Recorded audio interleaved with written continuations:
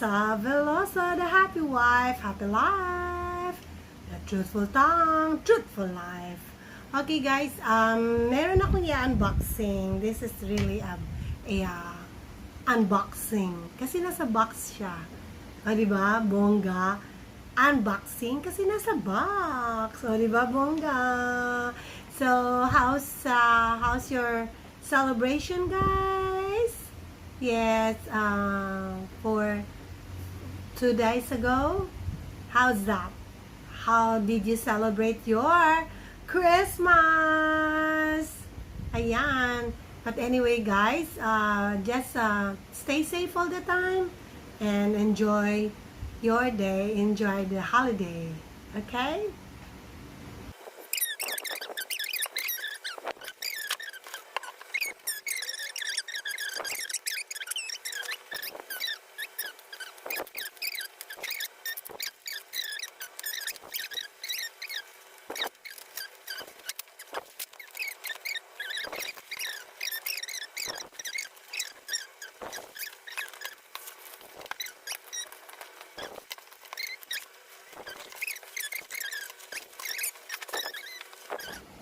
Diba? Bongga lang.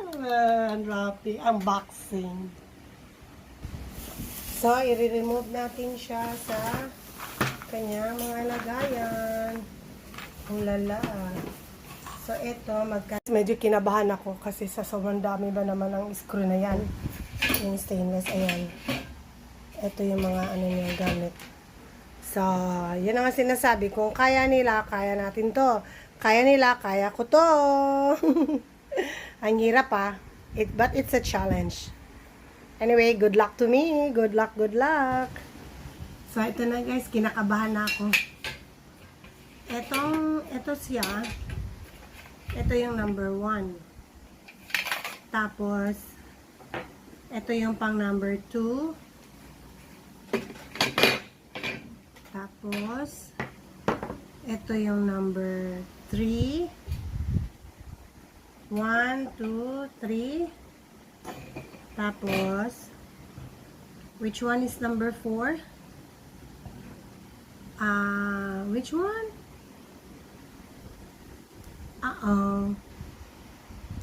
Which one is 4? This one? Kasi bakit parang na ano siya?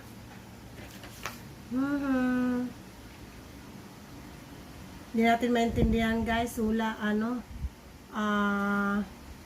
saan ba galing bansa to?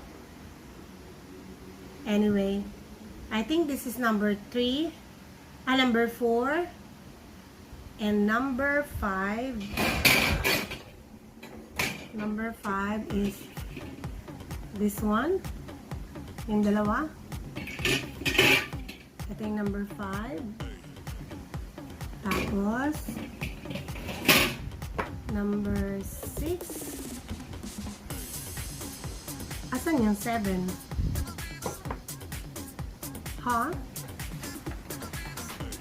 Asan yung number 7? Anyway, yung number 8.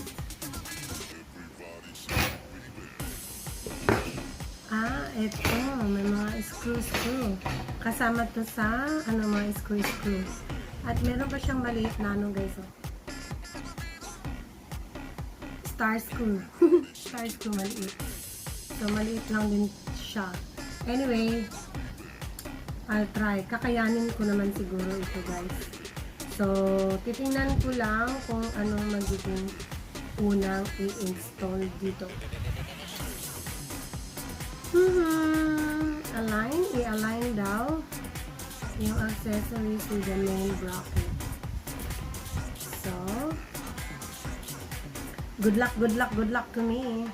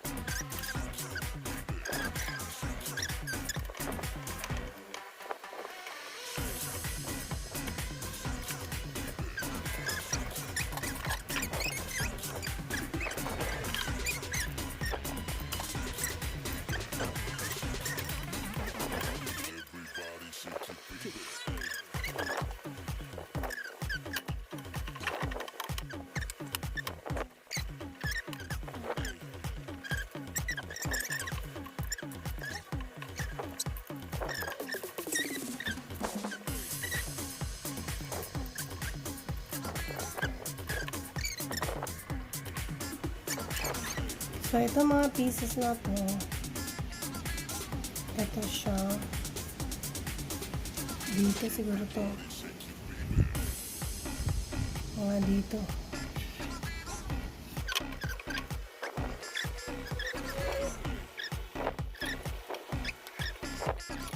So, para hindi siya madulas, ito ilalagay dito sa butas. Ayan.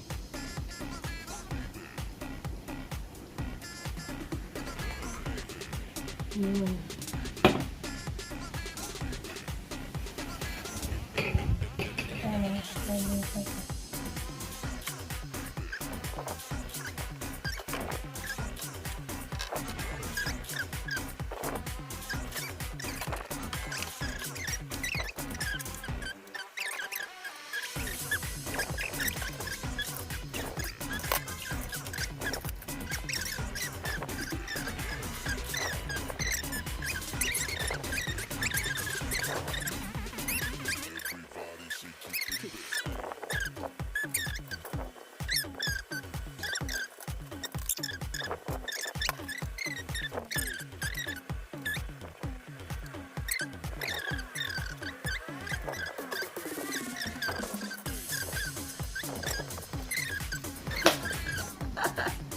Hirap na hirap ako, guys. Promise.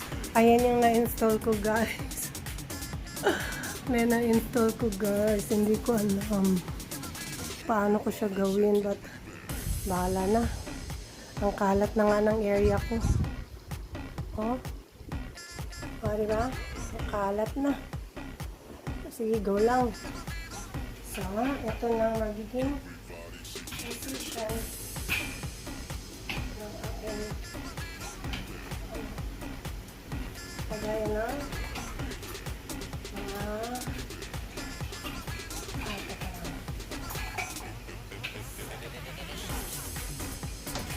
hinikit na.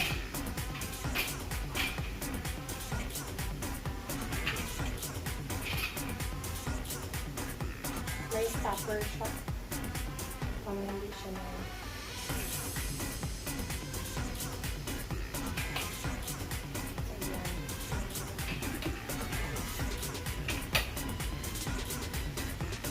hindi ko talaga alam kung paano siya gawin. Hindi ko alam kung paano siya gawin, guys. But, cross fingers na magiging maayos naman siya. So, ganito yon. Chopping board.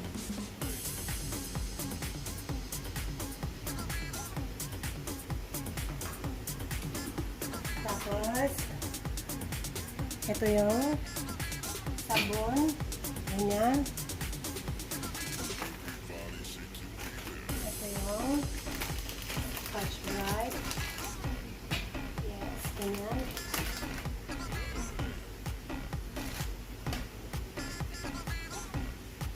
So, parang mabigat siya. Parang mabigat. Anyway, yan ang mangyayari.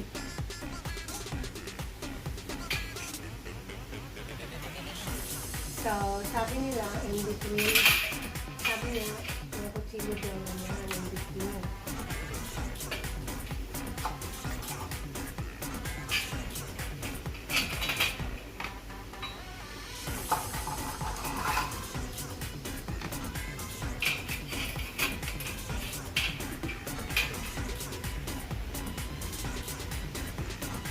Kasi nakalat pa siya dito. So, pwede yung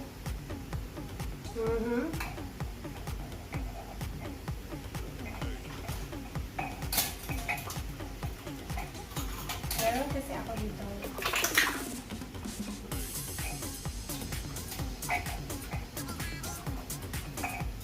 Saglit lang ha. Yung na-install natin kanina. Na sobra akong nahirapan. So, dito sa side na to, ito yung chopping board. Kaya mahaba yung chopping board. So, pag ganyan siya. Na-reserve natin mga dishwashing. At saka, yan. O, diba? Bongga. Yan yung ating lababo. Para hindi makalat yung ito. Kasi pag dito ko nilalagay, nalalaglag lagi. So, yan siya. At saka yung isang dish rack ko nandyan. Yan yung dish rack ko.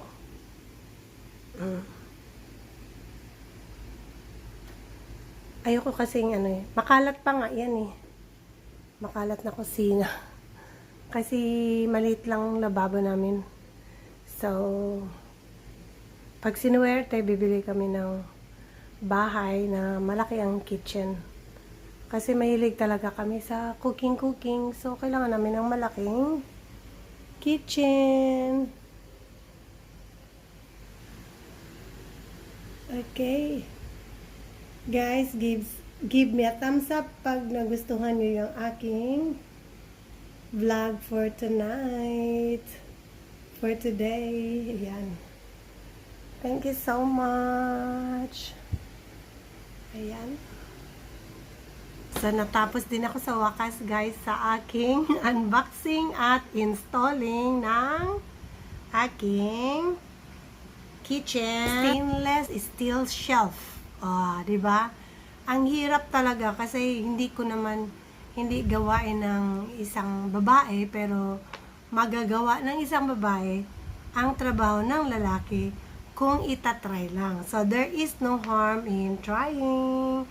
So, thank you for watching, guys. So, pag hindi pa kayo nakapag-subscribe sa aking channel, please don't forget to like, share, comment, of course, and subscribe. And please don't forget to hit the notification bell nang sa ganun ay ma-update kayo sa aking mga bagong videos, sa aking mga bagong vlog. Good night! See ya!